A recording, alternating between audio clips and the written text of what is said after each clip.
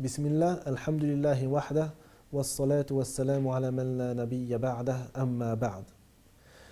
Beaucoup de gens se posent la question en ce qui concerne le plâtre ou le pansement qu'aurait le musulman lorsqu'il veut accomplir ses ablutions. Comment peut-il faire ses ablutions alors que son plâtre, par exemple, lui recouvre le bras droit? Que doit-il faire? La réponse, le musulman commence par faire ses ablutions normalement sur les membres qui ne sont pas recouverts par un plâtre ou un pansement.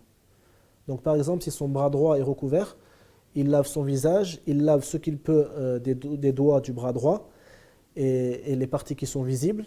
Ensuite, il lave sa main gauche jusqu'au coude.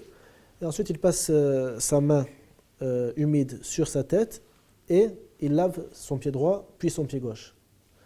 Ensuite, il passe sa main humidifiée sur le plâtre ou le pansement, légèrement humidifiée. Ce n'est pas nécessaire qu'elle soit complètement mouillée, il faut qu'elle soit légèrement humidifiée.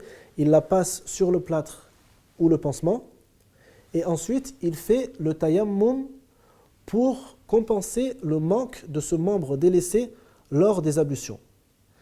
La preuve est le hadith rapporté par Abu Daoud, d'après Amr ibn al-As, qui avait eu besoin de faire les ablutions majeures lors d'un grand froid. Il a donc fait ses ablutions et passé un peu d'eau sur certaines parties de son corps, telles que les aisselles, et il a complété ses ablutions majeures par le tayammum. Il a ensuite prié en tant qu'imam pour certains compagnons du prophète sallallahu alayhi wa sallam, et ils ont demandé l'avis du prophète sallallahu alayhi wa sallam sur ce qui s'était passé, et le prophète sallallahu alayhi wa sallam a accepté et a été d'accord avec ce qu'a fait Amr ibn al-As radiyallahu anhu.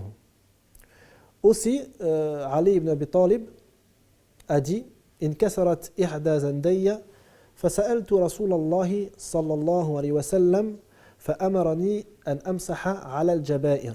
Ce qui veut dire un de mes deux poignets s'est cassé.